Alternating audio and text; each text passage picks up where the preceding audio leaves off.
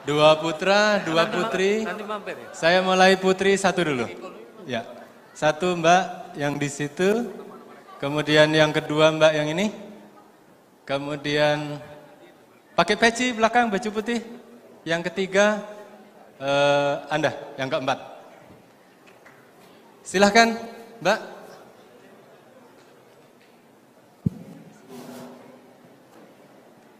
Baik.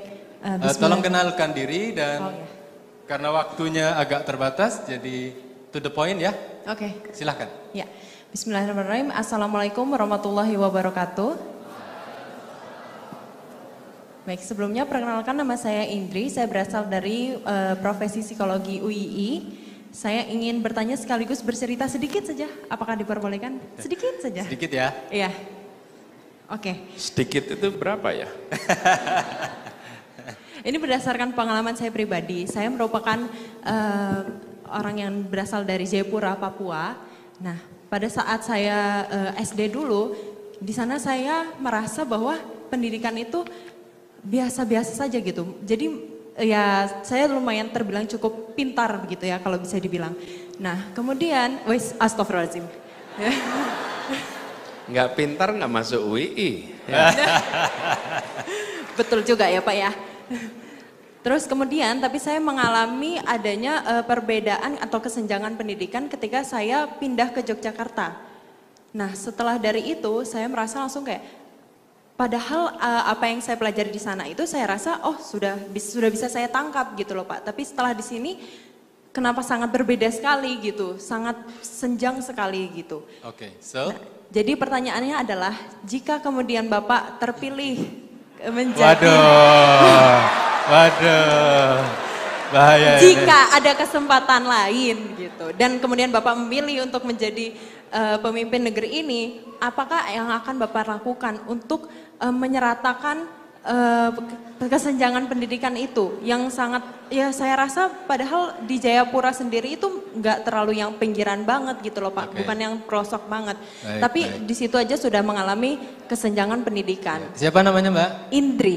Indri. Iya. Baik. Ini sekali lagi bukan acara desak Anies ya. Oh iya. Oke, cukup?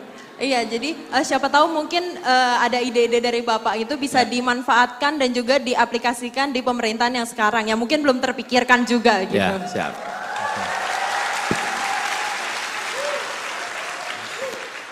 Sebelum ke sini saya minta yang di belakang yang pakai baju putih tadi, pakai peci, silahkan. Ya.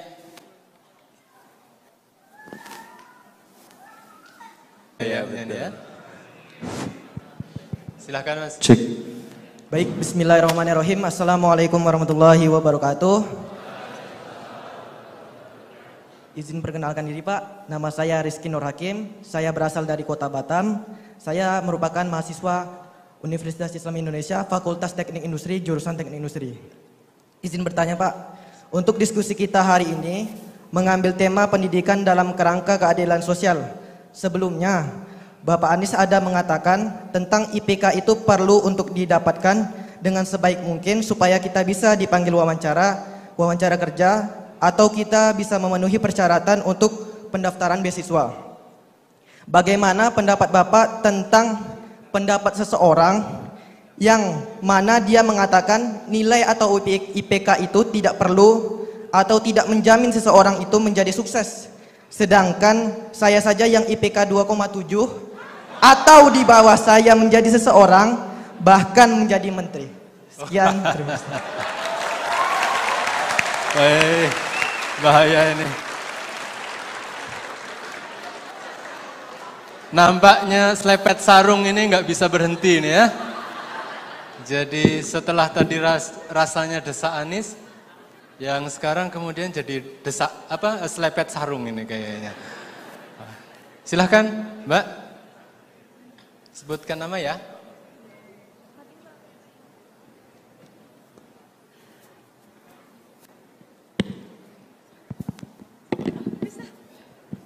Baik, Assalamualaikum warahmatullahi wabarakatuh. Perkenalkan, saya Alvina dari mahasiswa Magister Teknik Lingkungan UII. Yang ingin saya, sebenarnya ini intro dulu ya Pak ya. Banyak mungkin ya di sekitar kita orang-orang yang tone deaf dan dia acuh terhadap apa yang terjadi sebenarnya di Indonesia saat ini gitu. Pertanyaannya, bagaimana sih cara kita untuk mengajak orang-orang di sekitar kita berpikir lebih kritis, lebih bisa diajak untuk diskusi. Ini loh sebenarnya yang terjadi di Indonesia gitu. Karena kita juga saat ini kan hidup di Indonesia, bagaimanapun juga itu akan berpengaruh juga terhadap diri kita gitu, untuk masa depan kita, untuk anak-anak dan cucu-cucu kita di masa depan seperti itu. Begitu Pak pertanyaannya, terima kasih. Nama? Alvina. Terima kasih Mbak Alvina. Silahkan Mas. Cek, cek. Oke, bismillahirrahmanirrahim. Sebelumnya terima kasih Bapak atas kesempatannya. Perkenalkan saya Bintang Fauzan dari Fakultas Bisnis Ekonomika jurusan Analisis Keuangan. Izin bertanya. Nah, cek, cek. Oke, seperti yang kita tahu Pak, bahwa kondisi kita saat ini di Indonesia itu sedang tidak baik. Nah, dengan banyaknya kasus yang kita lihat oleh masyarakat lihat mengenai korupsi lah, nepotisme ataupun kebijakan pemerintah yang sangat jauh daripada kebutuhan masyarakat. Nah, tetapi kita tahu bahwa para pelaku tersebut itu adalah orang-orang yang mengalami atau mengalami pendidikan yang tinggi, S2, S3, bahkan lebih dari itu mungkin. Nah, lantas pertanyaannya, apakah pendidikan yang tinggi itu malah akan membuat orang menjadi seperti itu, atau ada kesalahan pendidikan di Indonesia yang menjadikan orang menjadi seperti itu, Pak? Nah, yang kedua, Pak, pertanyaan yang kedua, dengan banyaknya kasus pada rezim kali ini yang baru berjalan 5 bulan mungkin. Nah, dan kita juga tahu ya, untuk pergantian rezim ini masih ada waktu 4 tahun lebih. Nah, mungkin itu masih sangat lama, Pak. Nah, lantas pertanyaannya, daripada menunggu atau diam saja, menurut Bapak, langkah apa sih yang bisa mahasiswa lakukan atau masyarakat pada umumnya lakukan untuk menyikapi keadaan yang ada pada saat ini? Oke. Sekian, terima kasih Pak. Saya sudah rada khawatir ini. Untung Namanya siapa? Wintang. Bintang. Untung pertanyaannya itu beloknya asik gitu ya. Kalau beloknya ke yang lain ini ada bahaya juga itu. Tapi Mas Anies, karena Mas Anies dulu kan sempat jadi menteri ya, Menteri Pendidikan toh. Saya minta afirmasi satu untuk teman SMA yang putri ya. Nah, boleh. Siswa SMA putri, ya. SMA mana nanti disebut ya.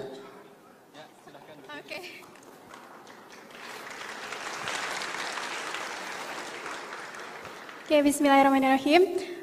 Pak Anies, perkenalkan nama saya Anindita dari Madrasah Mu'alimat Muhammadiyah Yogyakarta. Oke, di sini saya masih kelas 11. Oke, begini pertanyaannya. Abah, bagaimana sih seharusnya? Bentar dulu kakak. Oke, bagaimana sih seharusnya?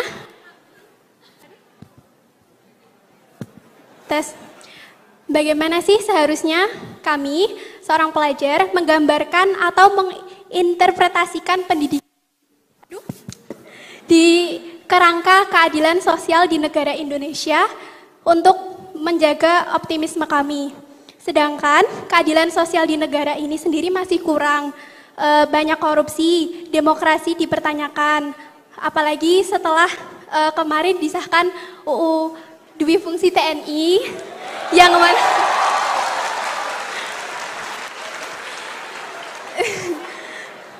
mana banyak ketakutan masa Orde Baru akan terjadi lagi. Apa sebaiknya yang harus kami lakukan di tengah ini semua, dan bagaimana keadilan sosial bisa ditegakkan di tengah-tengah budaya korupsi dan ancaman hilangnya demokrasi. Terima kasih.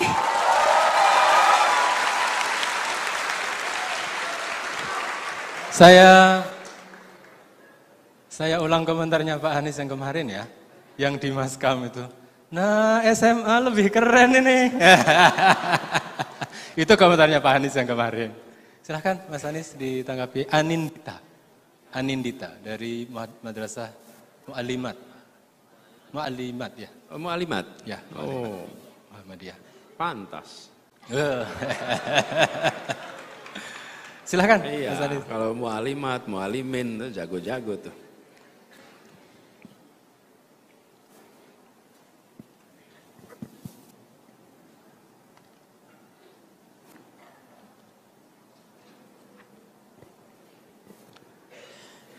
Indri, rasanya Indri sudah menguasai ilmu begitu banyak ketika masih di Jayapura ya. Ketika sampai ke Jogja, kaget. Betul ya? Ternyata gapnya jauh. Banyak nggak yang mengalami gitu? Banyak yang merasakan itu? Ya.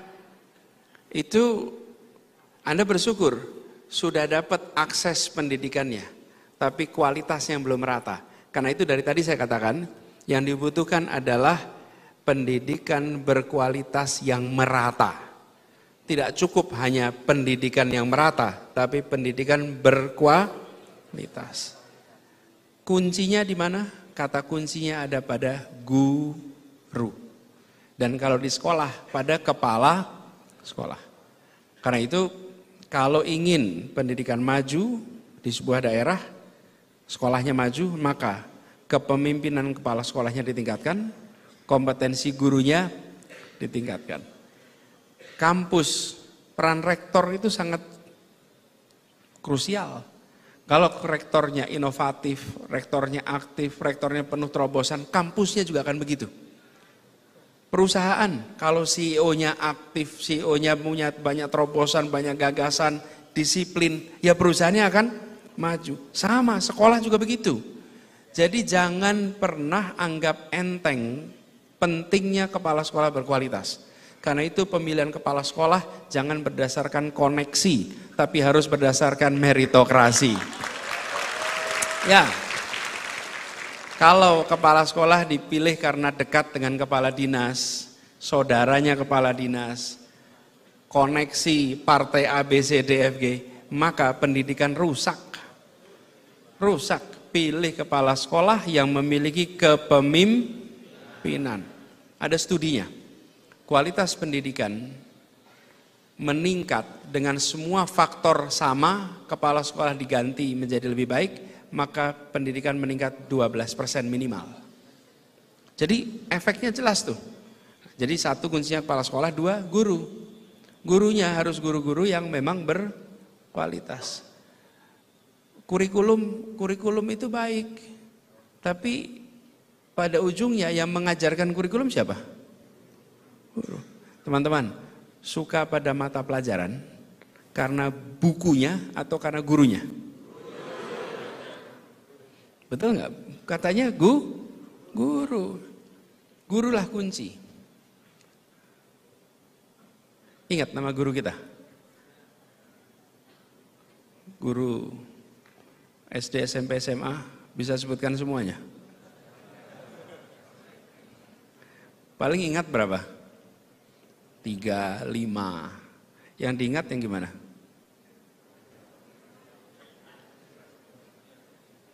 Yang menyenangkan atau menyebalkan. Betul kan?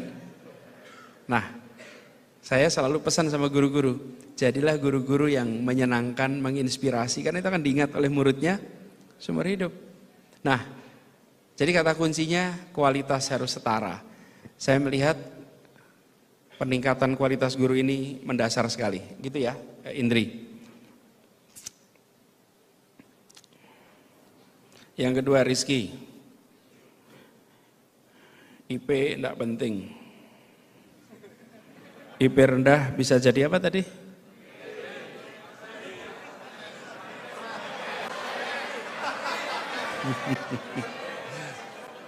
Menteri apa? Ya.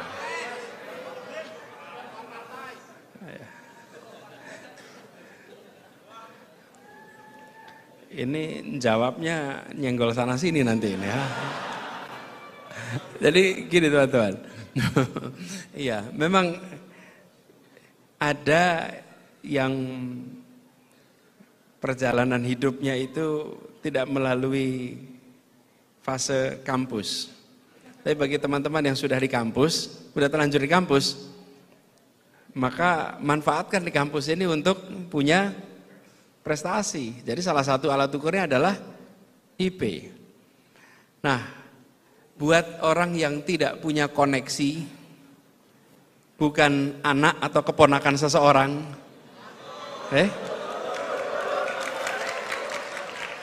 maka ya prestasi Anda lah andalannya, bukan? Kalau punya paman, punya ayah, tanpa prestasi, ayah bisa nggak apa-apa. Betul tidak, betul? Tapi kalau Anda tidak punya relasi, nah kita ingin Indonesia masa depan tuh Indonesia berdasarkan meritokrasi, bukan Indonesia berdasarkan relasi. Betul? Ini setuju, nggak setuju? Loh, ya kan?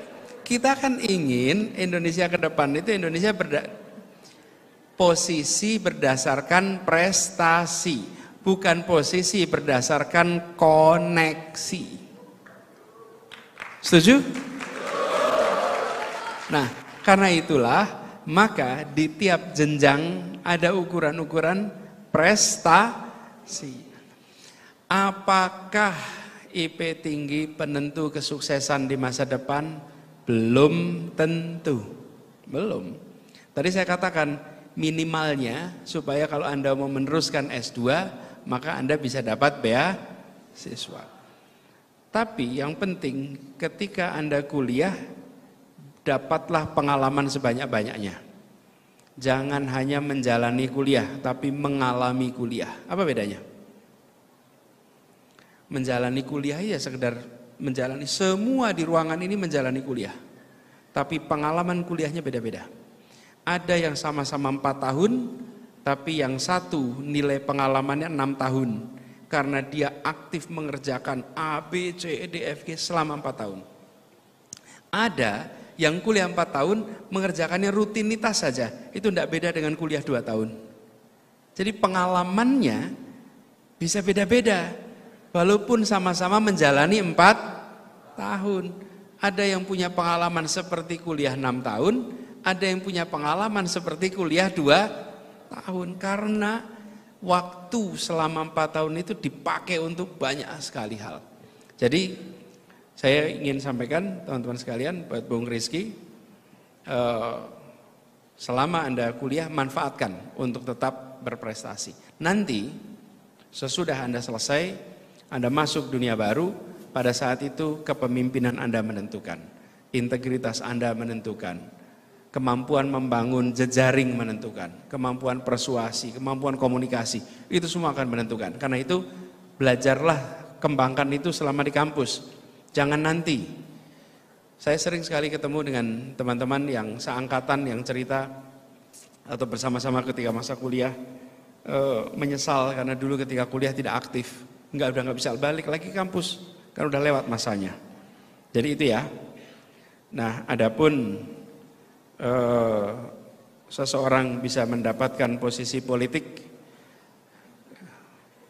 itu keputusannya bukan tangan saya, Mas. Jadi saya nggak bisa ikut nentuin tuh.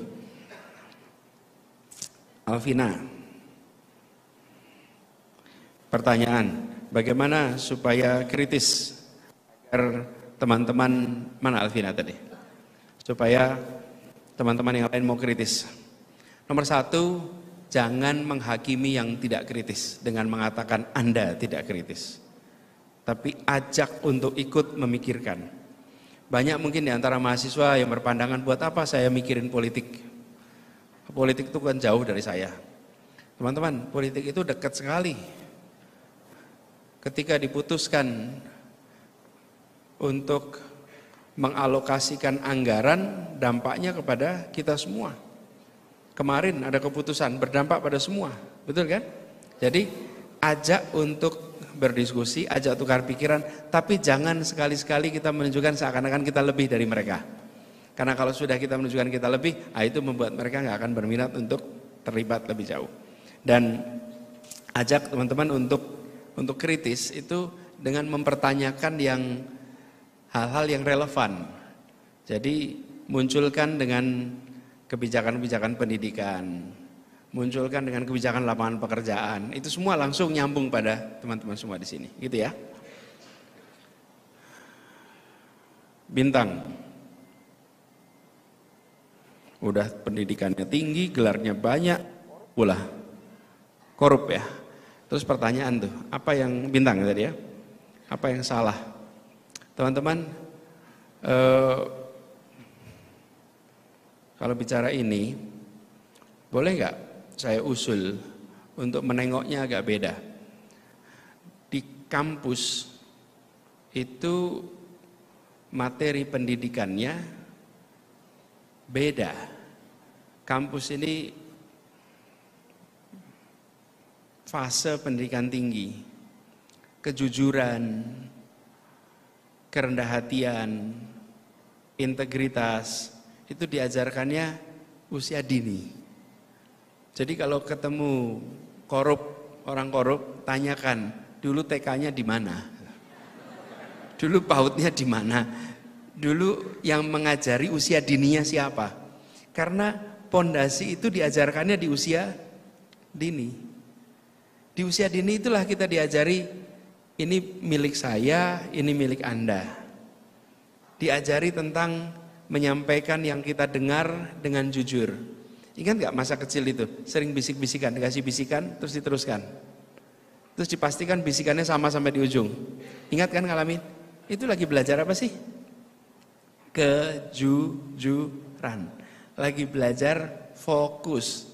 Nah, ini yang sering luput dari perhatian kita. Kadang-kadang di keluarga tidak memperhatikan soal integritas dan korupsi itu. Coba contoh, naik mobil, bapak, ibu, anak, diberhentiin polisi karena melanggar rambu lalu lintas. Polisinya belum sampai, si bapak udah ngomong sama ibu, bu, buka dompetnya bu. Bu, siapin. Terus ketika STNK diserahkan, di dalam STNK-nya diselipin uang. Yang buka, terima uangnya. Apa yang terjadi? Si bapak ini sedang mengajarkan kepada seluruh keluarganya bahwa nyogok itu boleh. Ini polisinya belum minta dan tidak minta, polisinya baru mau datang. Sudah disiapin semuanya. Satu mobil, semuanya mendapatkan pendidikan dari orang tuanya bahwa nyogok itu boleh. Nah, kita beramai-ramai mempraktekkan itu seakan-akan itu normal. Ini harus diubah. Di usia apa? Di usia dini. Karena itu menurut saya penting sekali. Nah, di kampus bagaimana? Karena itu usia dini, kampus harus membantu. Dengan ada program-program, kegiatan-kegiatan menyadarkan tentang apa praktek korupsi, seperti apa praktek korupsi. Kenapa? Karena banyak anak-anak kita tumbuh dalam suasana yang terbiasa dengan ekosistem yang koruptif. Dulu Pak Rektor, waktu kami bertugas, kami itu menjadikan mata kuliah anti korupsi sebagai mata kuliah wajib, MKDU. Dengan mata kuliah wajib, setiap anak diajarkan. Apa yang terjadi? Banyak mahasiswa yang tidak sadar hal yang dianggap normal adalah praktek korupsi. Jadi saya melihat itu sebagai salah satu hal mendasar ya, yang barangkali perlu kita kerjakan.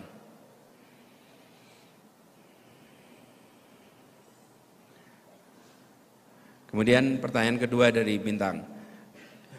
5 tahun itu lama. Masa sih lama?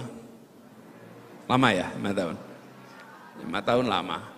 Kalau disebut sekarang itu sudah 6 bulan masa pemerintahan, artinya sudah berjalan 10%. Kan separuh, setengah tahun. Dari 5 tahun, udah 10% nih jalan. Nah, apa yang kemudian bisa kita kerjakan? Teman-teman sekalian, yang bisa dikerjakan adalah kita menginginkan agar pemerintah melaksanakan semua janjinya. Jadi kita ingin pemerintah itu sukses melaksanakan janjinya. Apa janjinya? 19 juta lapangan pekerjaan, pertumbuhan 8%, rumah untuk miskin, orang miskin 3 juta unit. Betul kan? Kemudian makan bergizi untuk seluruh siswa SD, SMP, SMA. Kemudian membangun fakultas kedokteran sebanyak 300 fakultas kedokteran baru. Itu adalah janji-janji yang baik untuk rakyat Indonesia, bukan? Ya, karena itu harus dilaksanakan. Dan menurut saya kita semua harus mendukung itu bisa terlaksana. Yuk laksanakan.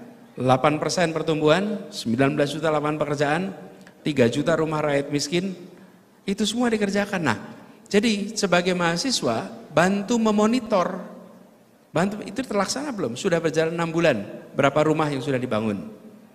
Makanan bergizi, bagaimana progresnya? Jadi bukan menanti dan menunggu, tapi menanti dan menuntut pelaksanaan. Okay?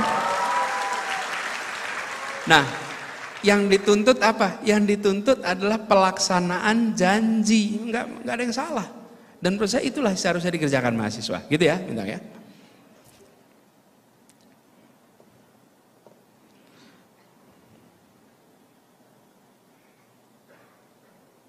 Ini yang kelas 11 tadi nih.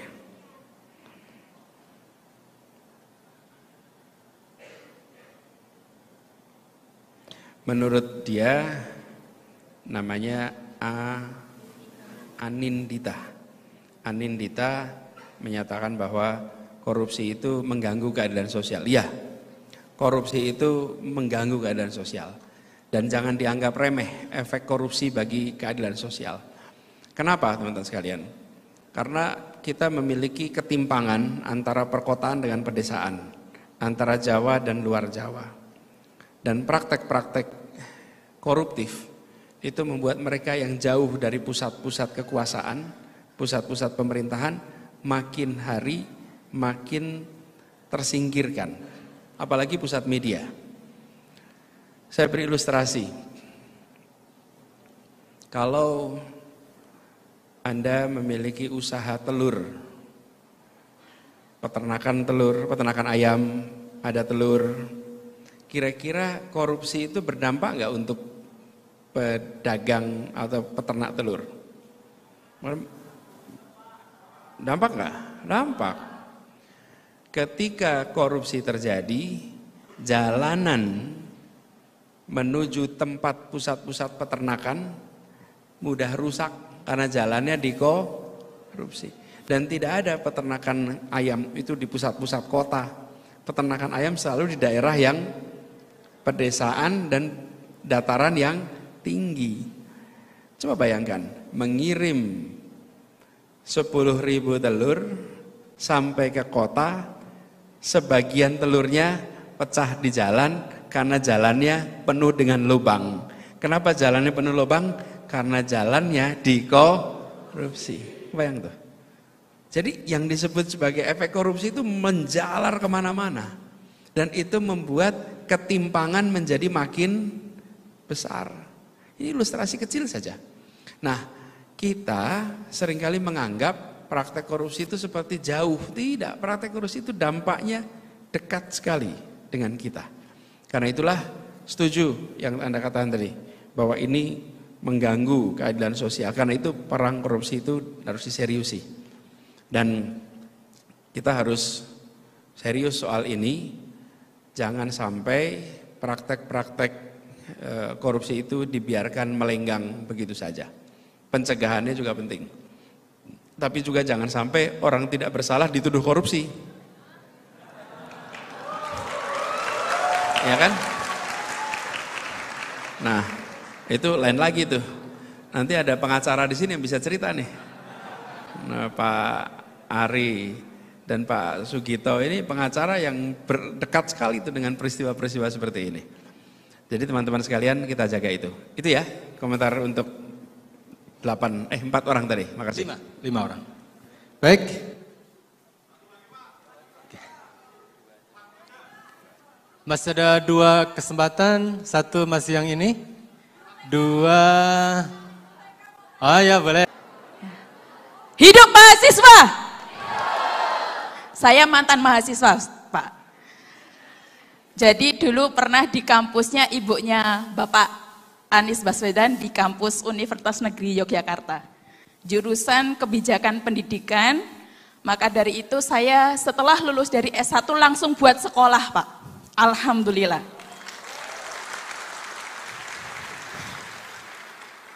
Pendidikan itu ada 3 ya Pak. Pendidikan formal, pendidikan informal, dan pendidikan non formal. Saya mengambil ranah di pendidikan non formal Pak. Yang berkutat di kemasyarakatan, yang tidak terlalu banyak keruwetan administrasi, bahkan saya membuka peluang pendidikan itu segratis mungkin untuk anak-anak saya, Pak. Saya guru TK, saya kepala sekolah TK non formal yang belum melirik untuk mendaftarkan kemanapun karena saya belum siap dengan tantangan administratif yang membuat fokus guru itu bubar, Pak. Kemarin yang kurikulum Merdeka, setiap guru PAUD itu harus memfoto kegiatan anak dan menuliskannya. Itu banyak curhatan guru PAUD, Pak. Nggak jadi ngajar, cuma jadi tukang fotografi setiap hari. Karena kurikulum Merdeka. Nah, pertanyaan saya, kalau memang pendidikan anak usia dini adalah hal yang paling penting dalam mendidik karakter, maka sebenarnya pendidikan itu harus bagaimana? Dengan beban-beban administratif. Sepakat nggak ini yang guru-guru? Iya, terlalu banyak beban administratif itu membuat kita hilang fokus mengajarnya, Bapak. Dan mohon maaf, guru PAUD itu gajinya tidak besar. Paling besar itu 500.000, paling kecil 250.000. Bagaimana bisa mendidik karakter ketika guru TK-nya saja tidak disejahterakan? Mohon pencerahannya ketika Pak Anies nanti insya Allah 5 tahun jadi presiden. Sepakat jadi presiden Pak Anies? Nama Nur Latifah Pak, dari Imogiri, Bantul.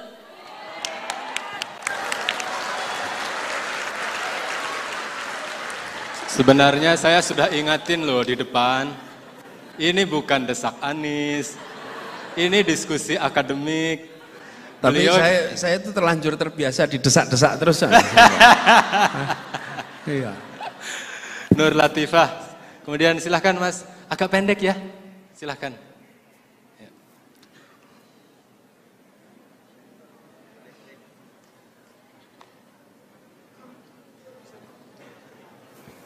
Cek. Bismillahirrahmanirrahim. Assalamualaikum warahmatullahi wabarakatuh. Perkenalkan Pak Anies, saya Aski dari Fakultas Ilmu Budaya UGM. Aski. Pertanyaan saya Pak Anies, mungkin ini bagaimana pendidikan ini melahirkan aktor yang bisa menyelenggarakan keadilan sosial, atau bahkan lebih dari itu permasalahan tentang administratif dalam pendidikan. Pak Anies sering mengatakan seperti ini. Dekatkan mikrofonnya. Pak Anies sering mengatakan seperti ini. Pendidikan itu orientasinya tidak hanya pekerjaan, orientasinya tidak hanya kerja-kerja di korporasi atau apapun itu, tapi peserta didik juga harus bisa mempunyai misi, tujuan, gagasan untuk berkiprah di masyarakat kelak. Agar apa? Agar nanti mereka tidak menjajakan atau bahasa kasarnya melacurkan keilmuannya itu kepada siapa yang membayar paling tinggi, termasuk untuk menindas bangsanya sendiri. Kemudian pertanyaan saya gini Pak, tapi masalahnya sektor yang seharusnya bisa menerima misi kita, tujuan kita, gagasan kita, ya which is itu pemerintah, itu justru menggerus idealisme kita Pak. Tadi kalau misal Bapak bilang, oke, kita anak muda harus bersaing dengan kompetensi, tapi apakah kita bersaing dengan orang yang punya kompetensi? Atau jangan-jangan kita bersaing dengan orang-orang yang punya kroni?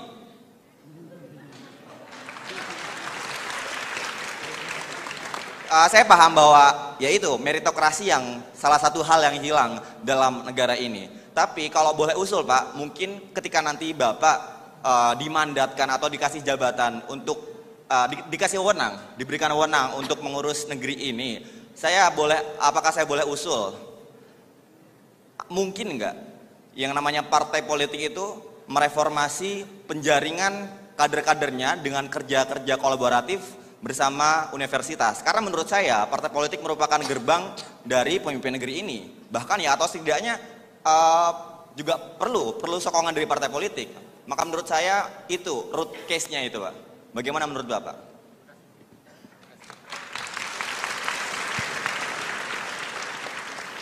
Ada 2 pertanyaan, Mas Anies, saya persilahkan. Nanti tolong mengakhiri sambil kita kembali ke atas karena akan ada penyerahan sesuatu dari UII. Bu Latifah, udah berapa tahun ngajar Bu? 2019. Dulu dari UNY. Perhatikan deh, guru TK itu guru paling ekspresif. Betul ya, berarti ya? Betul. Coba, kalau ketemu guru TK itu tangannya gerak, matanya gerak, wajahnya gerak. Betul nggak? Makin tinggi pendidikannya, makin tidak ekspresif gurunya. Bener nggak tuh? Tapi kalau makin bawah tuh, makin penuh dengan gerakan, penuh. Coba perhatikan, saya selalu lihat, kalau lihat ketemu berbicara dari gaya bicara, ini guru TK ini, pasti guru TK ini. Kalau udah mulai agak serius, ini SMA ini. Apalagi fisika, matematika, itu lebih serius lagi. Tapi teman-teman guru TK itu guru ekspresif dan guru yang paling banyak diingat adalah guru TK. Rata-rata kita semua masih ingat guru TK kita. Dan Bu, dengan segala tantangannya, menurut saya ini yang justru paling besar harus direform. Kita harus mengubah pandangan. Jangan pernah anggap TK itu tidak penting. TK itu paling penting. Paling penting. Ini bukan kata Anies. Bukan. Yang mengatakan ini mendapatkan hadiah Nobel. Gak main-main loh. Hadiah Nobel namanya James Heckman. Dia seorang ekonom dari Universitas Chicago. Dan dia berhasil membuktikan bahwa investasi pendidikan yang menghasilkan return tertinggi adalah investasi pendidikan usia dini. Sementara kita selalu berpandangan umumnya bahwa pendidikan itu yang di tengah atau yang di atas itu yang returnnya terbesar. Bukan. Paling besar returnnya adalah pendidikan dini, pra-SD. Pra-SD. Jadi kita harus mengubah. Nah sementara anggaran paling kecil diberikan adalah untuk pra-SD, TK. Gajinya paling kecil, perhatiannya paling sedikit. 97% TK di Indonesia adalah swasta. Pemerintah hanya punya 3%. Artinya apa? Pemerintah nggak menganggap ini penting. Padahal paling penting. Di mana itu sebetulnya? 1 TK, 2 orang tua. Parenting. Penting sekali. Dulu ketika saya bertugas di kementerian, Pak Rektor, kami bikin Direktorat Pendidikan Orang Tua. Supaya apa? Supaya orang tua dikasih bekal mendidik anak. Karena pendidik terpenting adalah orang tua dan pendidik paling tidak tersiapkan adalah orang tua. Nah, nggak ada yang menyiapkan. Kami buat itu. Tapi untuk membuat itu, waduh, bertarungnya panjang. Berdebat dengan berbagai kementerian, terutama Kementerian Perencanaan, Kementerian Keuangan. Karena itu alatnya pos anggaran yang besar. Karena direktorat levelnya. Direktorat itu eselon 2. Nah, jadi barangnya berjalan. Tujuannya apa? Tujuannya adalah untuk memberikan materi pendidikan pada orang tua. Karena pendidikan terpenting itu di sini.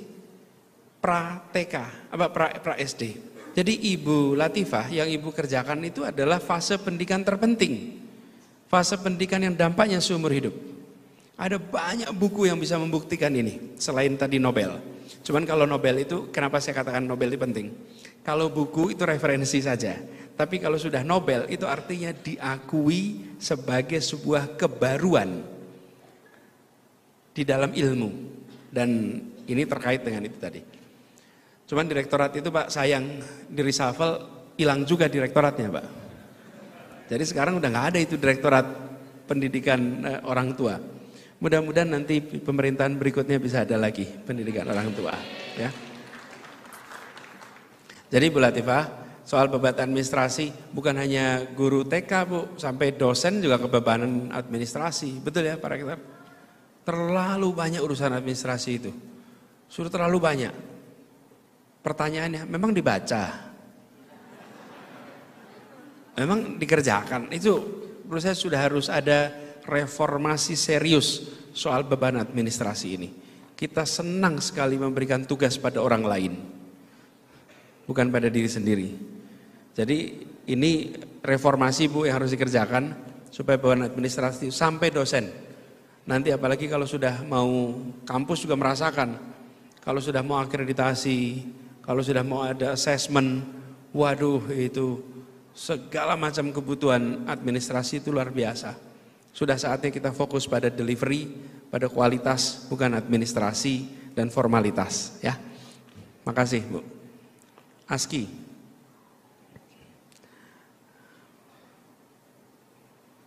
Seringkali lawan kita itu bukan teman-teman yang lain, tapi kroni ya.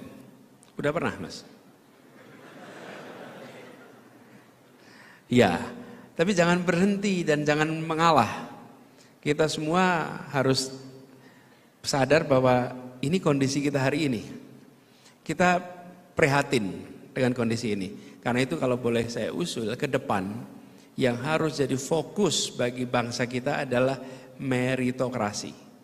Di kampus meritokrasi, di kelas meritokrasi. Saya beri contoh, pernah satu ketika Kementerian Luar Negeri itu punya sekolah diplomat. Lupa saya namanya, sekolah diplomat itu di Kementerian Luar Negeri. Itu terjadi berkali-kali, anak pejabat tinggi dari Kemlu daftar tidak lolos. Nggak lolos masuk ke situ. Padahal bisa 2 bahasa, bahkan lebih. Dan bapaknya adalah pejabat tinggi di Kemlu.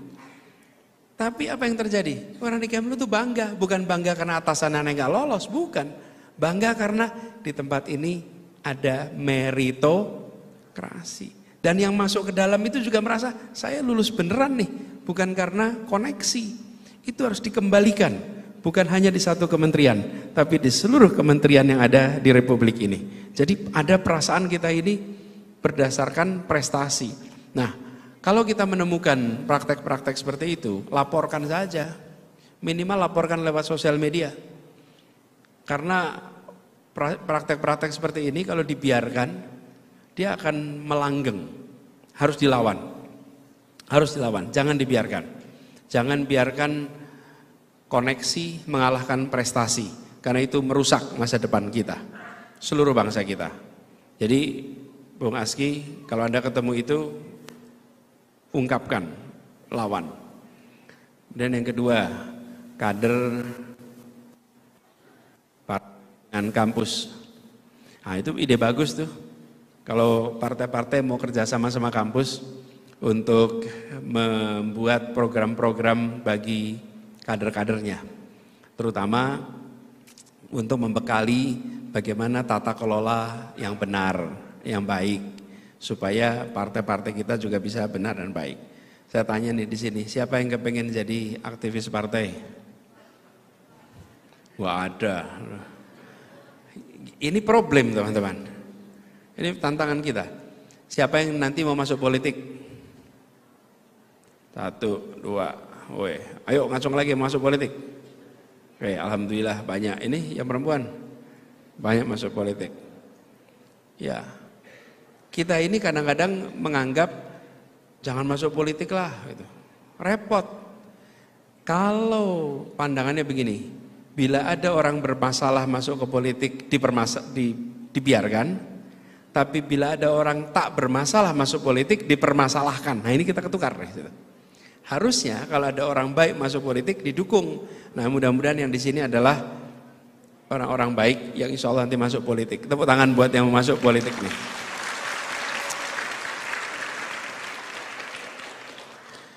Oke, teman-teman sekalian. Tadi ada juga saya diingatkan ini ada teks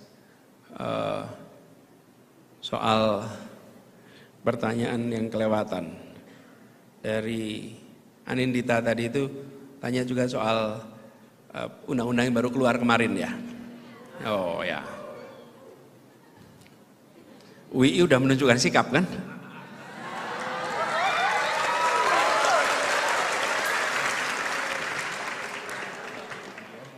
Ya, jadi memang begini teman-teman sekalian. Sebuah undang-undang apabila sudah berjalan lebih dari 2 dekade, maka logis bila dilakukan revisi. Betul kan? Sudah berjalan selama 2 dekade. Bukan hal yang aneh. Termasuk undang-undang tentang Tentara Nasional Indonesia. Nah, tapi perlu dipastikan bahwa revisi itu benar-benar membawa perbaikan atau justru membuka ruang bagi tantangan baru, justru menimbulkan problem baru. Ini pertanyaannya.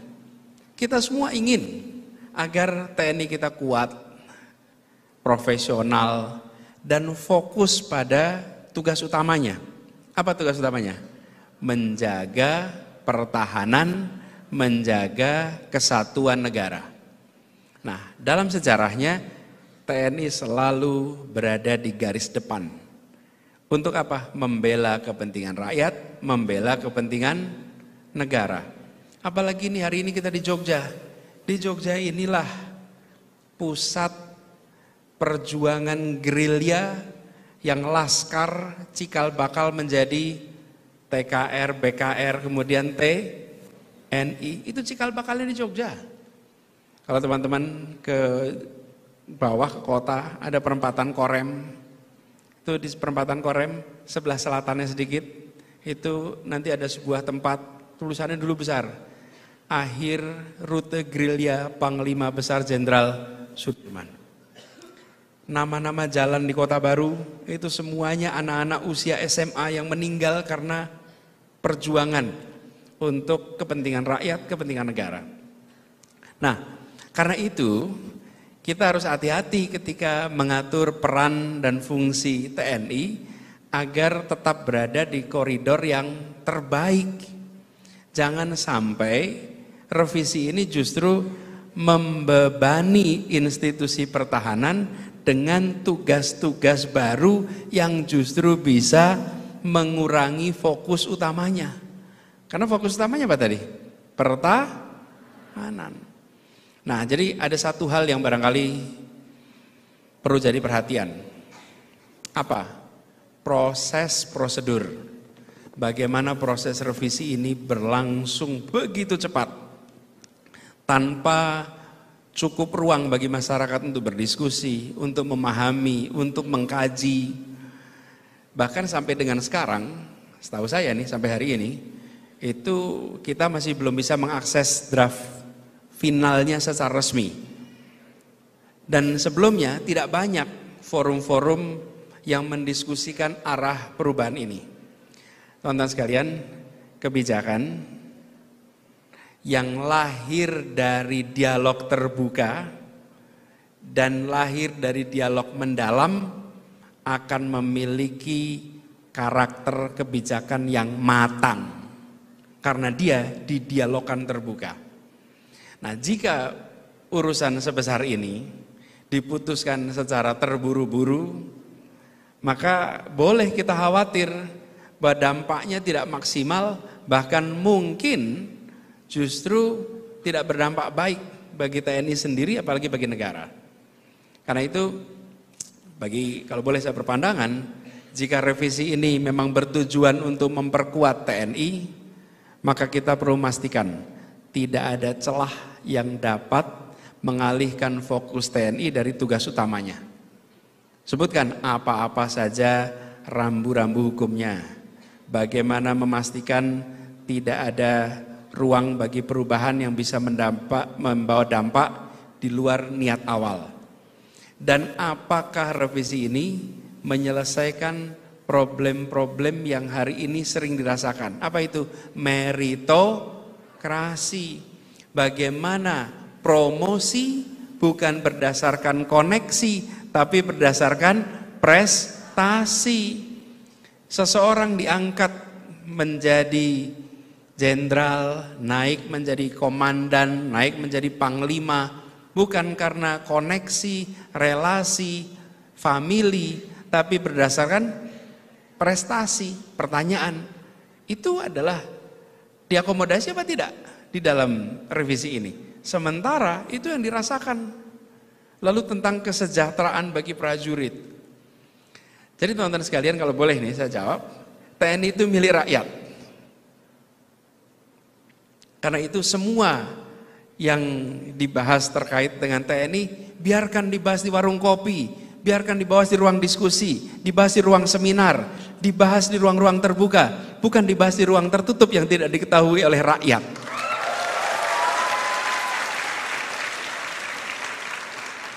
Karena kenapa?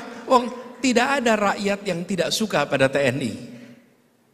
Rakyat itu mencintai TNI. Dan rakyat menginginkan TNI yang profesional, yang berpihak kepada rakyat. Karena TNI itu milik rakyat. Biarlah dia dibicarakan oleh rakyat. Toh yang membicarakan itu rakyat Indonesia sendiri yang memiliki TNI. TNI itu milik kita semua. Dan rasa kepemilikan itu juga yang membuat kita ingin dibahas secara terbuka. Ini milik kita. TNI adalah bagian dari rakyat dan rakyat tidak pernah membenci TNI. Kalau kita ingat pesan Bung Karno pernah mengatakan angkatan perang harus bisa menjaga netralitasnya dalam politik. Itu dikatakan.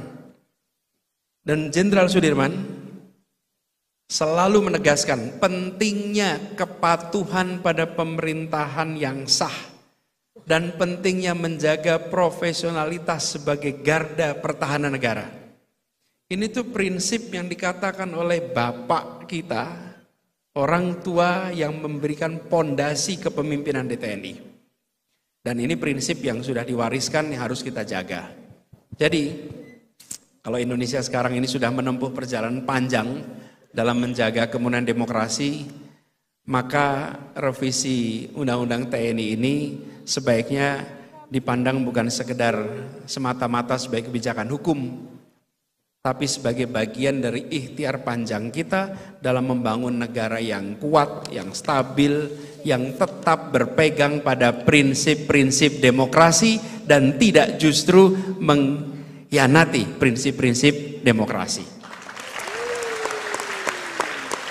Jadi panggilannya adalah mari kita buka ruang diskusi yang lebih luas, lebih seksama, lebih partisipatif, agar kebijakan terkait urusan revisi ini membawa kebaikan bagi bangsa, membawa kebaikan bagi negara, membawa kebaikan bagi TNI. Kita punya pengalaman undang-undang yang dibahas secara terbatas, tertutup, hasilnya tidak matang. IKN contohnya. Kemudian Omnibus contohnya. Kenapa? Diputuskan dulu baru terjadi perdebatan. Tidak, biarkan ini menjadi milik rakyat yang dibahas di mana-mana. Toh ini adalah milik kita semua. Itu pandangan saya terkait dengan revisi undang-undang, gitu ya. Jadi, teman-teman sekalian, terima kasih sudah bersama-sama di sini.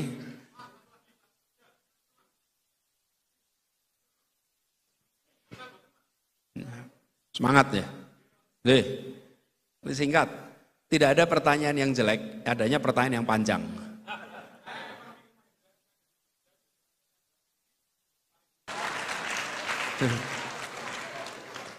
Bantuan datang saat kebutuhan selesai.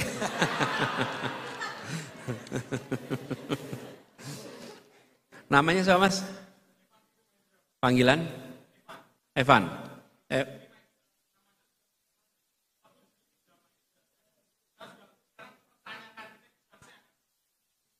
Ya. Evan tuh tanya gini, bagaimana saya bisa menjaga integritas ya di tengah lingkungan Peer pressure, oh ya, teman-teman sekalian. Mau diceritakan? Iya, banyak lah. Kita semua akan menghadapi. Tapi gini teman-teman, bagaimana menghadapi? Kita tidak pernah berada dalam situasi ideal sepanjang waktu, nggak pernah. Kadang-kadang kita ideal, kadang-kadang tidak ideal. Tidak ideal itu apa sih? Kita ketemu dengan dilema mengambil keputusan. Tidak ambil keputusan ya. Kalau lingkungan kita seperti ini. Nah, di situ menurut saya yang paling penting satu, sadari Anda punya nilai. Jadi Bung Evan, sadari Anda punya nilai. Nilai Anda apa? Pegang itu nilai itu. Apakah dalam perjalanan Anda selalu konsisten menjaga nilai itu? Belum tentu. Kadang-kadang Anda dipaksa oleh kondisi untuk kompromi.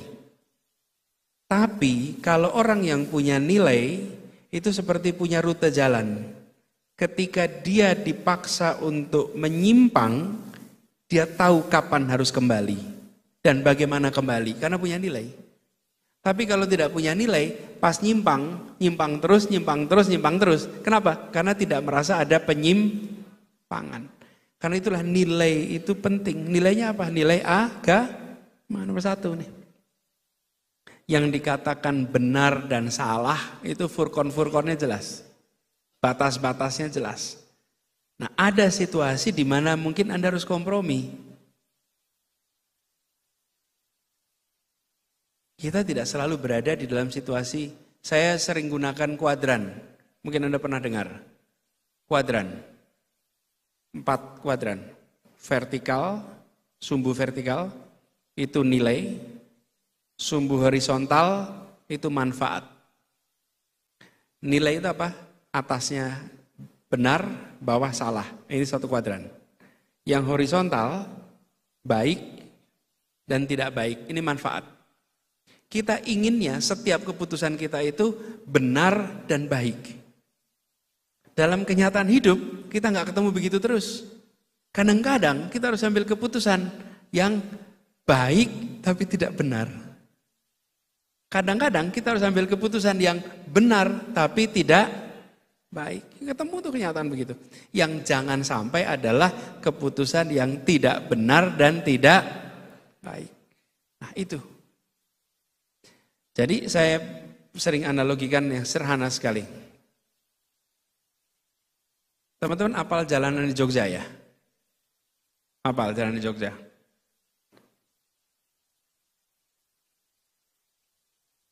Tahu rumah sakit Bethesda? Tahu. Depannya jalannya 1 arah atau 2 arah? 1 arah. 1 arah ya jalannya ya? 1 arah terus sampai perempatan apa? Hah? Perempatan Gramedia. Kalau dulu namanya Korem. Itu perempatan Gramedia. Kalau ada sebuah kecelakaan, itu namanya Jalan Jenderal Sudirman ya. Ada kecelakaan di situ, parah. Anda mau bawa ke rumah sakit terdekatnya Bethesda. Terus begitu kejadian Anda harus ambil keputusan. Pakai mobil, bawa ke Bethesda, paling dekat adalah melawan arus. Karena jalannya 1 arah. Oke? Itu tidak benar. Tapi baik. Atau Anda lakukan yang benar.